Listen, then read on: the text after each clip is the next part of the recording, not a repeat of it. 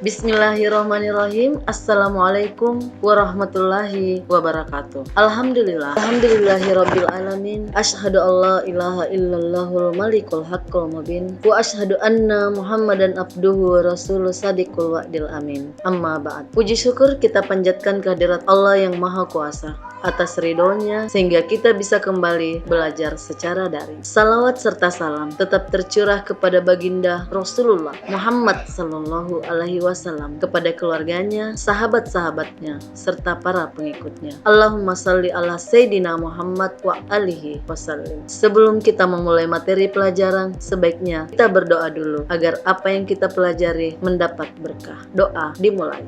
Selesai. Adapun materi pelajaran kita pada kesempatan ini, khususnya pelajaran kelas 10 semester genap, adalah mempertahankan kejujuran sebagai cermin kepribadian. Sekali lagi, mempertahankan kejujuran sebagai cermin kepribadian. Adapun kompetensi dasarnya adalah: yang pertama, meyakini bahwa jujur adalah ajaran pokok agama. Yang kedua, menunjukkan perilaku jujur dalam kehidupan sehari-hari. Yang ketiga, memahami manfaat kejujuran dalam kehidupan sehari-hari. Melaksanakan perilaku jujur dalam kehidupan sehari-hari. Tujuan pembelajaran yang akan kita capai adalah: yang pertama, siswa dapat meyakini bahwa jujur adalah ajaran pokok agama. Yang kedua, menunjukkan perilaku jujur dalam kehidupan sehari-hari. Yang ketiga, menganalisis manfaat kejujuran dalam kehidupan sehari-hari. Dan yang keempat, menyajikan kaitan antara contoh perilaku jujur dengan keimanan serta ketakwaan. Selanjutnya kita melihat pengertian jujur. Jujur berasal dari kata bahasa Arab sidqu atau siddiq yang artinya benar, nyata, atau berkata benar. Jujur dapat diartikan sebagai sikap yang menunjukkan kebenaran dalam perkataan maupun perbuatan. Selanjutnya, antara ucapan dan perbuatan harus sesuai. Orang-orang jujur akan dipercaya oleh orang lain. Yang kedua adalah pembagian sifat jujur. Jujur dalam niat, kemudian jujur dalam perkataan atau lisan, dan yang ketiga adalah jujur dalam perbuatan. Jujur dalam niat, sebagaimana kita ketahui bersama, dalam sebuah hadis Rasulullah Sallallahu Alaihi Wasallam dikatakan, innamal a'malu binniyat wa innamal likulli imri'in ma nawa. Sesungguhnya segala sesuatu diawali dengan niat, dan setiap orang meniatkan apa yang ingin dilakukannya. Artinya, adanya kesesuaian antara yang ditampakkan dengan apa yang kita niatkan di dalam hati, berupa keikhlasan seorang mukmin dalam melakukan segala sesuatu dalam tujuan meraih ridha Allah Subhanahu wa taala. Setiap perbuatan harus selalu diawali dengan niat ikhlas, hanya mengharap ridha Allah Subhanahu wa taala. Kemudian jujur dalam niat itu harus ditanamkan dalam hati agar berbuah ketentraman. Kemudian kita lihat lagi jujur dalam perkataan atau lisan. Artinya, menyampaikan informasi yang didapatkan sesuai dengan kenyataan, atau mengatakan segala sesuatu dengan sebenar-benarnya. Orang yang selalu berkata jujur akan menjadi manusia yang terhormat di hadapan Allah Subhanahu wa taala. Selalu menepati janji dan juga mempertanggungjawabkannya. Sebagaimana firman Allah yang berbunyi, dan tepatilah janji apabila kamu berjanji, dan janganlah kamu melanggar sumpah setelah diikrarkan, sedang kamu telah menjadikan Allah sebagai saksimu terhadap sumpah itu. Sesungguhnya Allah mengetahui apa yang kamu perbuat. Quran Surah An-Nahl ke-16 ayat 91. Selanjutnya kita lihat jujur dalam perbuatan.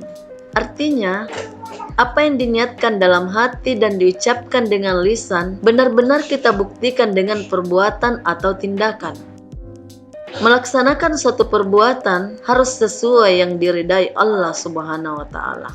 Allah Subhanahu wa taala berfirman dalam Quran surah As-Saff ke-61 ayat 2 dan 3. Yang artinya, wahai orang-orang yang beriman, mengapa kamu mengatakan sesuatu yang tidak kamu kerjakan? Itu sangatlah dibenci di sisi Allah jika kamu mengatakan apa-apa yang tidak kamu kerjakan. Jadi dalam hal ini, jujur dalam perbuatan itu adalah termasuk janji-janji kita terhadap anak kecil, sebaiknya kita penuhi. Karena Allah sangat membenci orang-orang yang sudah berkata-kata tapi tidak melakukan apa yang sudah dikatakannya. Inilah yang dimaksud dengan jujur dalam perbuatan.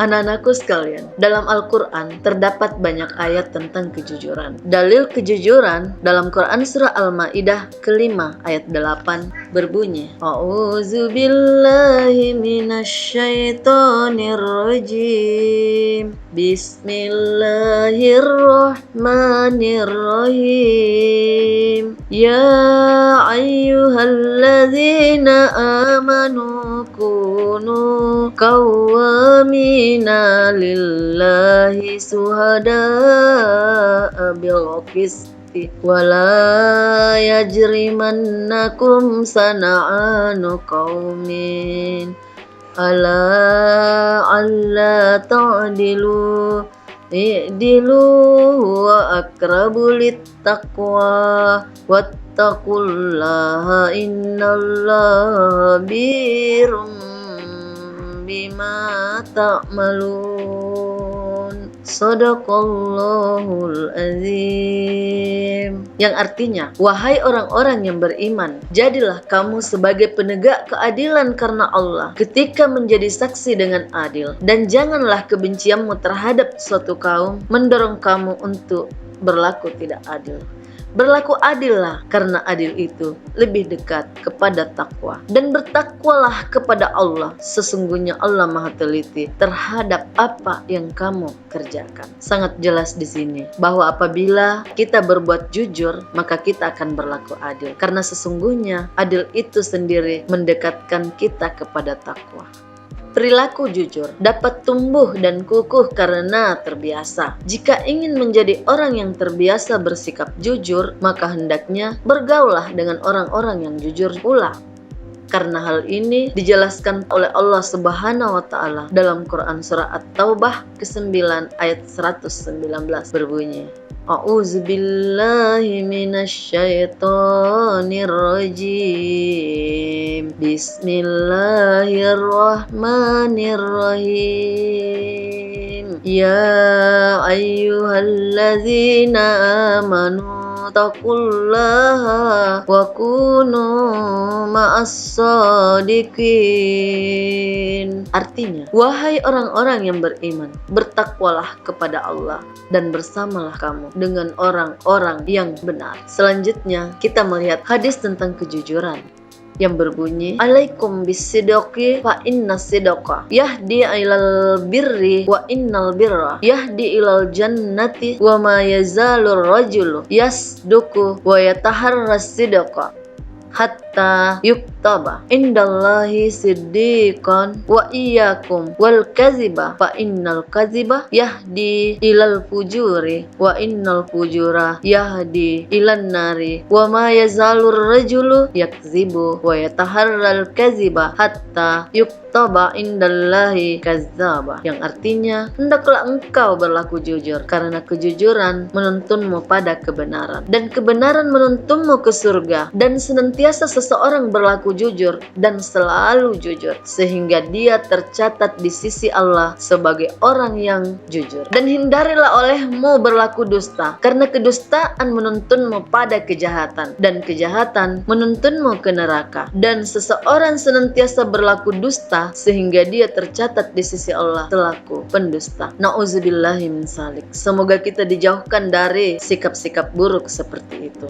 Setiap mukmin hendaknya selalu menanamkan kesadaran dalam dirinya untuk mengedepankan perilaku jujur baik kepada Allah Subhanahu wa Ta'ala, diri sendiri maupun kepada orang lain. Perilaku jujur dapat diterapkan pada yang pertama, jujur di sekolah, kemudian jujur di rumah, dan selanjutnya jujur di masyarakat. Kita lihat contoh sikap jujur di sekolah.